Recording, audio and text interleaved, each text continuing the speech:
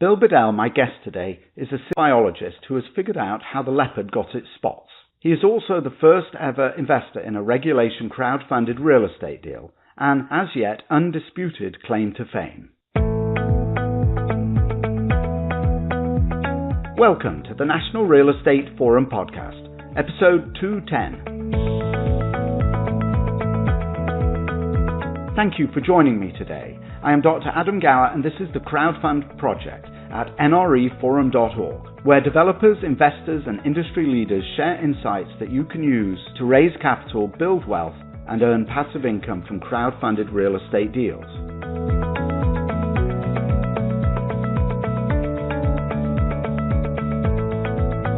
There is a vast army of people who have some money saved up to buy a home, but find that ownership remains out of reach for them because their savings are simply not enough. It is frustrating to be forced to sit on the sidelines of the real estate, watch as other people who do have enough money buy and build wealth and income, when you cannot do the same thing for yourself.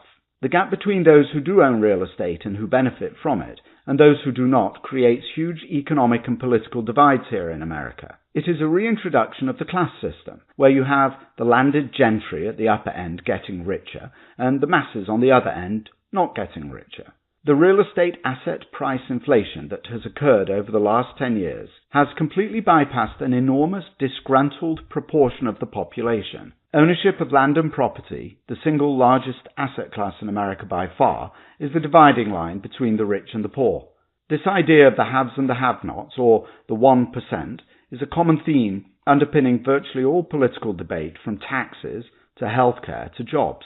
By democratizing real estate, crowdfunding contributes to redressing this imbalance in American society. For the first time in 4 generations, Americans can now cross the divide from the have-nots to the haves, and can buy and invest in real estate no matter how little they may have to invest.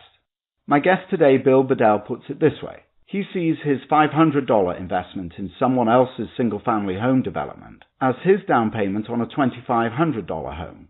For Bill, he gets all the economic benefits, and the risks, mind, of real estate investment without the need to have any more than $500 to put down. This really does epitomize the idea of democratizing real estate. This is the second in a 3-part series covering one deal on the Small Change Funding Portal website. In the last episode, I spoke to Eve Picker, founder and CEO of the platform. Today you will hear from Bill Bedell, the investor, and next time from Jonathan Tate, the architect-developer, who tells his story. If you have a deal, no matter how big or small, that benefits its neighborhood in some way and would like to raise some money to get it financed, contact me at the show notes for today's episode at the National Real Estate Forum.org website, nreforum.org/Bill. That's the contact form at the top of the page, nreforum.org/Bill. Bill Bedell is my guest today. He is a real estate investor. All right, so I spoke to Eve, as you know, and she mentioned that you had tracked HTML and were one of her first investors. Yep. So translate that for me, will you? I don't know what tracking HTML is.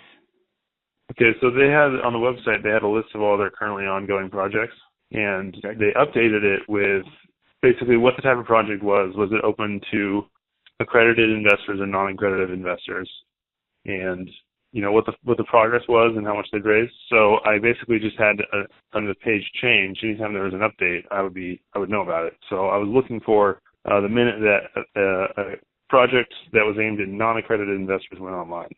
And so you set up some kind of code that constantly pinged that website, or that was reactive when the when that page changed. Is that what you did? Yeah, there's just a simple little service that I used. I don't remember what it was called, but it was a plugin that would alert me when anything changed. Yeah. Interesting. Okay. All right. So let's back up a little bit then. So you were tracking a real estate deal. Now I know that you're a PhD candidate. So tell me a bit about what you're doing, what your study is, and a little about what your interest, kind of in a general sense, in real estate is. Okay, so my PhD was actually in chemical engineering, I'm actually not a candidate. I guess I am still technically a candidate. I graduated for the most part. I'm not a candidate. I guess I am still technically a candidate. I graduated for the most part. I'm actually started a job now. Congratulations. Did you go? Thank you. Did you survive your reviews and get through everything? Yeah, so I defended successfully. I'm still writing. That's the only hurdle. I just got to write a bit more, and then I'm done. Okay. So that's kind of a nights and weekends thing. So chemical engineering, I was mostly doing biological topics, really deep. They call systems biology, where I was really more of a theorist, and I was trying to understand how the different cells in the body coordinated with each other to grow new blood vessels. So pretty deep topic. Spent about 5 years, beating my head against it. But in the meantime, I had a lot of other hobbies and a lot of other interests that I pursued. And one of them is real estate and urban development and just understanding how to get things built in modern society. And so how do you come to have an interest in real estate? Is it something that you've seen family do before or friends? So actually my family was involved in real estate back in, I think, before or during the dot-com bubble around 2000. I think my dad amassed a small real estate empire, kind of educated about it, about what, more just on the financial side of, how a mortgage works and, what kind of market conditions can make it really, lucrative to be a landlord. After that, that was a long time ago though. So in the interim, I think I fell in love first with architecture and just modern architecture, and kind of always wanted to design my own house someday. But I realized that it's a hard thing to do, to find a piece of land that you really like, a neighborhood you like, and then really build something of your own, because kind of everywhere that's cool, in my opinion, has already been built up. I live in the north end of Boston right now, and there's every square inch of land here is completely, covered in development. So that's when I started learning about the infill process and sort of what it takes to change the fabric of a pre-existing city as opposed to just starting from fresh. And that's when I heard about small change and how that is their whole philosophy, gradual infill. I think I came to them from the Strong Towns website. I don't know if you're familiar with them.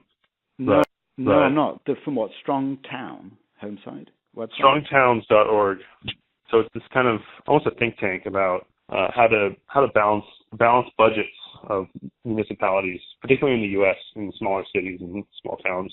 Basically, there's a large infrastructure burden in all these towns because everyone's so automobile dependent, and they're sort of addicted to this really low density lifestyle, and it's really not paying for itself because their tax receipts are too low compared to how much they spend on infrastructure. So the remedy, one of the big remedies, is to have more infill development, which is almost illegal in the U.S.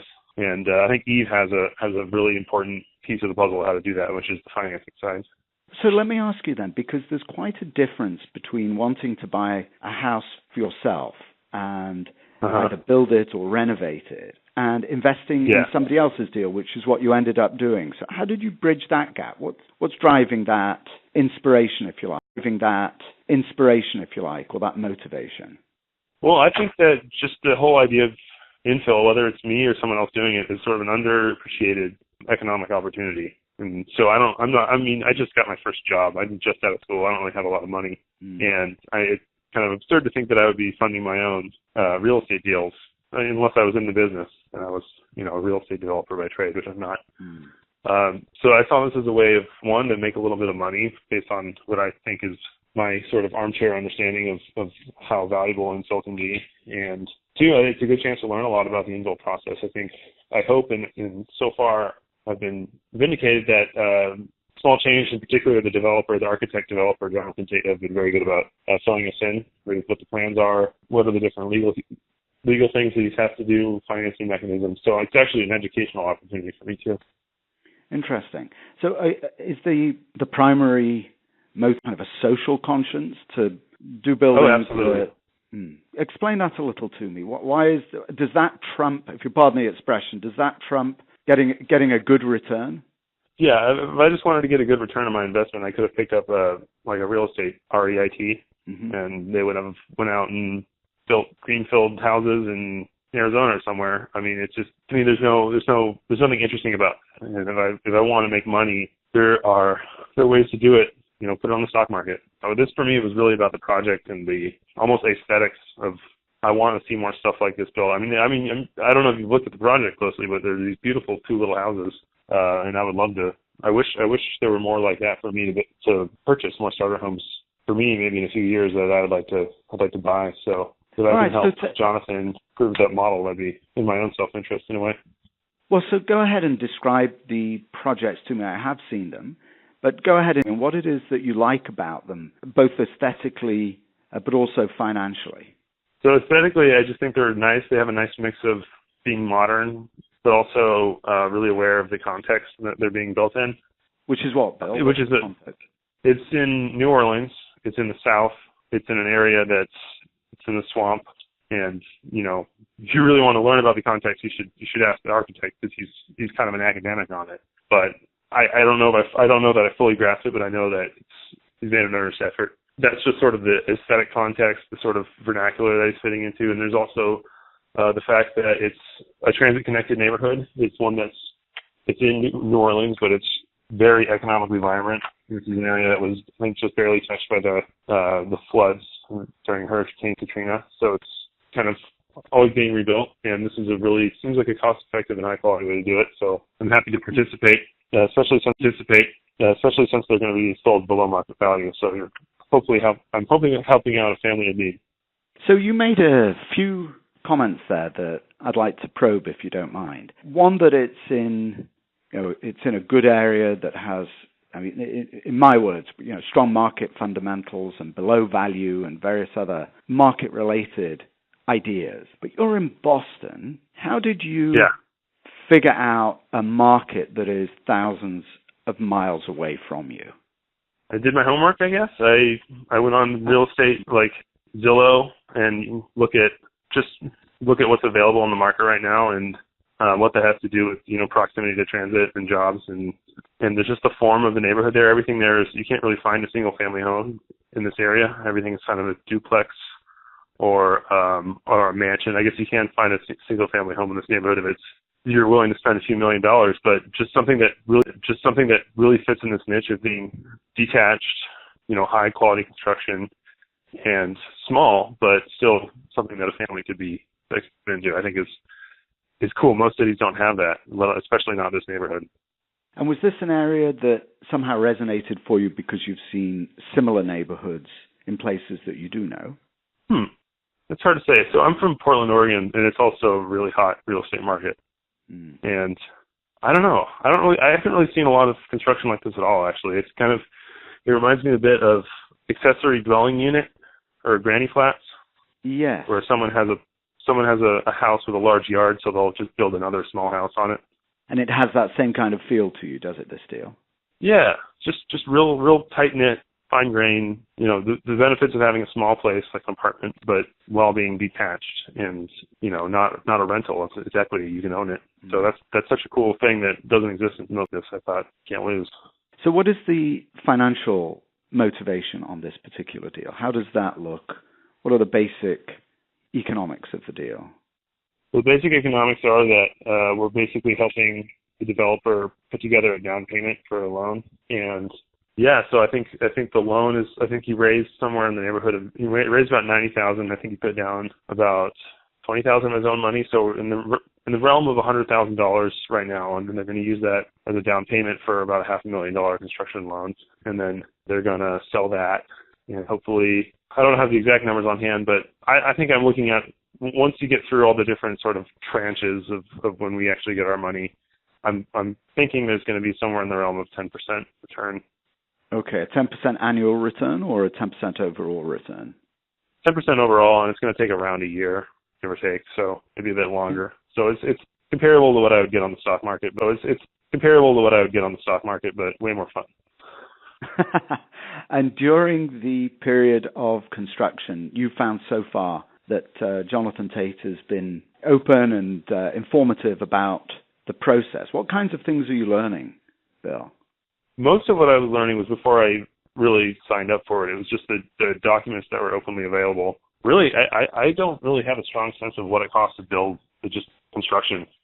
Build construction. I mean, there's not a real cookie cutter answer for how much these things cost. So just knowing what, he's an experienced architect and an experienced developer, knowing what he thinks it's going to cost and what the profit margins are for a project like this is news to me. So I'm looking to see how that pans out.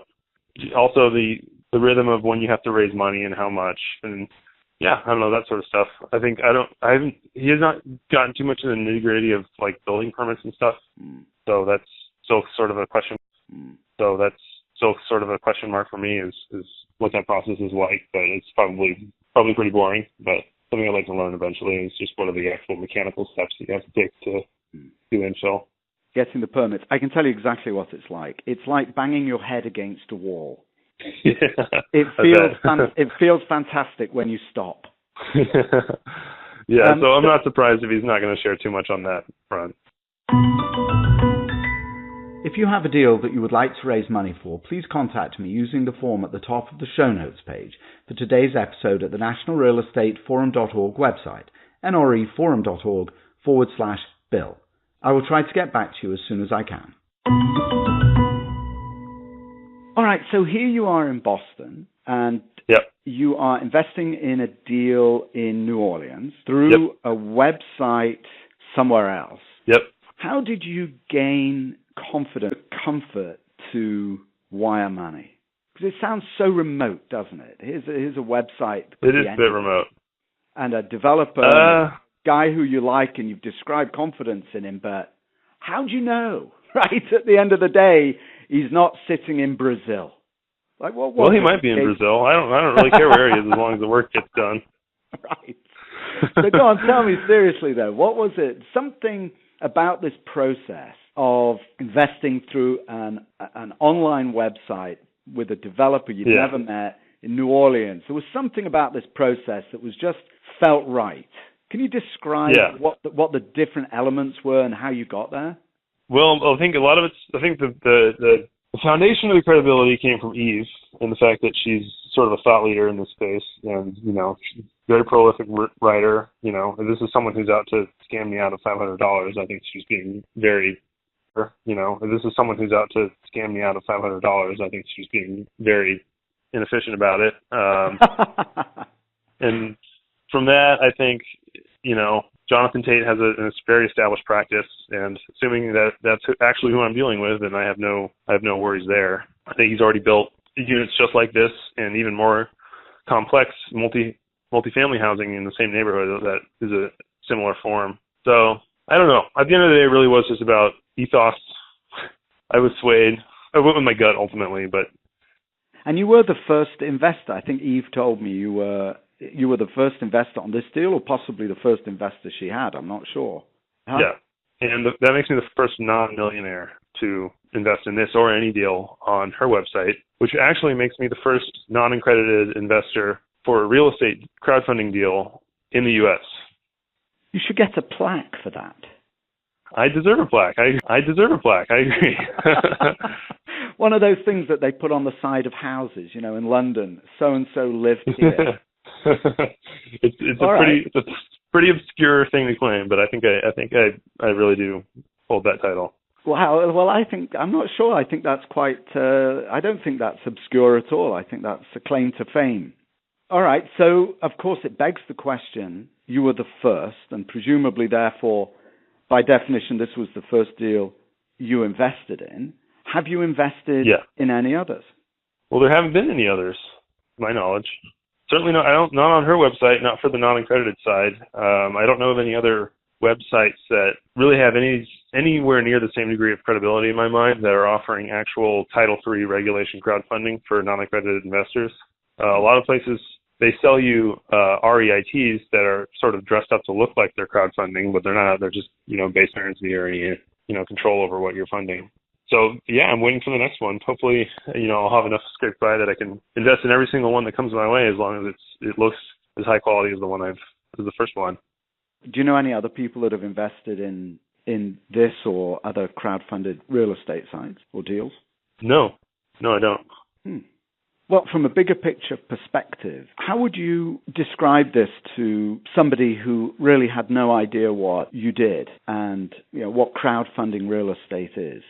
To other non-accredited investors? Is this something that you think is a pathway to building real estate wealth, or is it, again... Yeah, absolutely. I mean, I would say that I just did my first $500 made my first $500 mortgage down payment on a mortgage, basically, because that's really what it is. Someone else is managing the project. But imagine if there was a house out somewhere that costs, doing math, $2,500.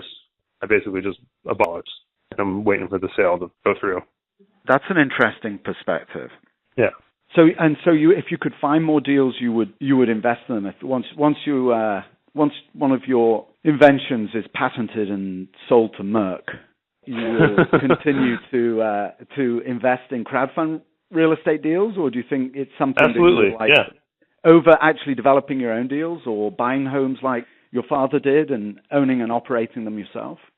Who's to say? If this model works so well that I can have Harvard-educated architects doing most of the heavy creative work and I can just get my returns from that, then maybe I don't need to do it myself. I think eventually it would be fun to have a more active hand and start helping to execute the projects too.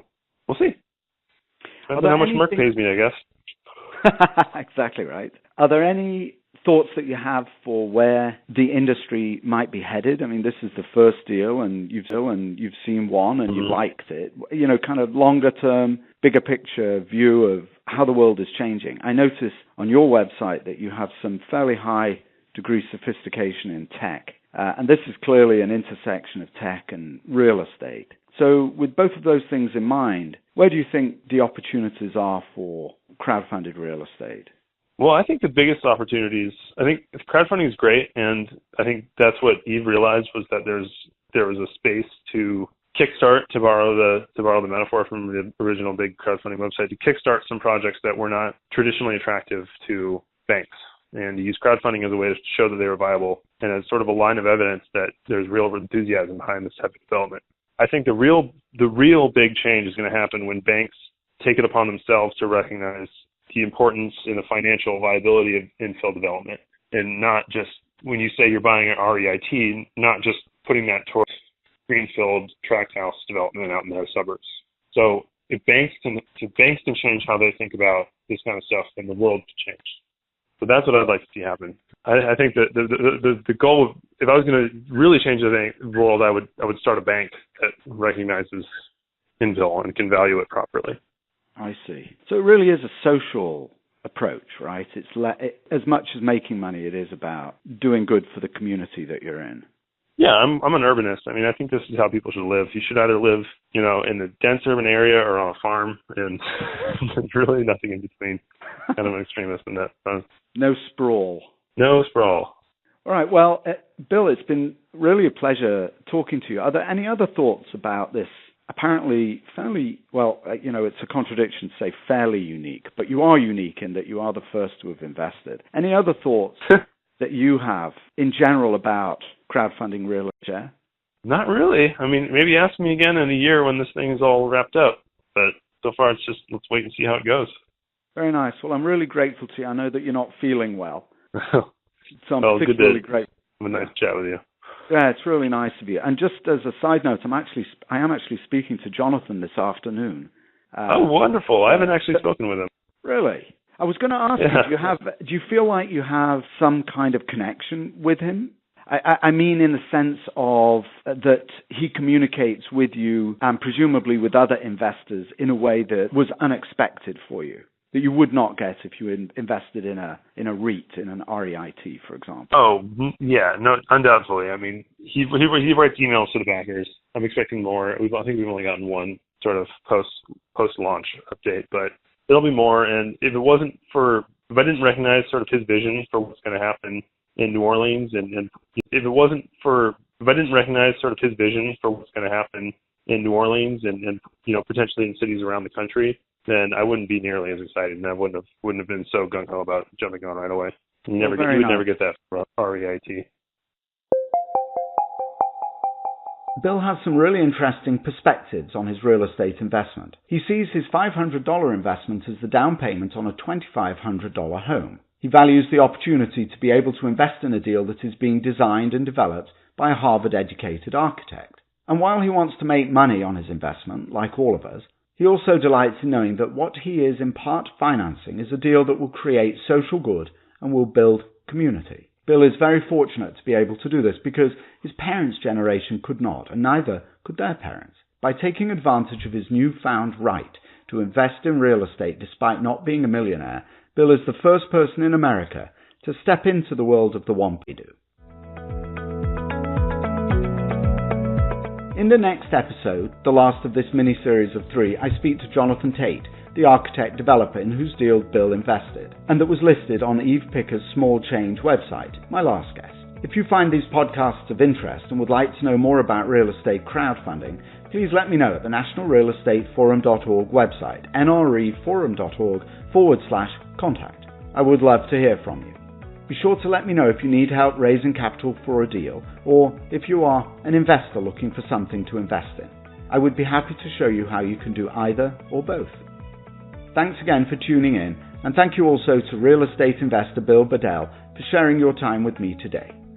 Until next time, this is Dr. Adam Gower, signing off.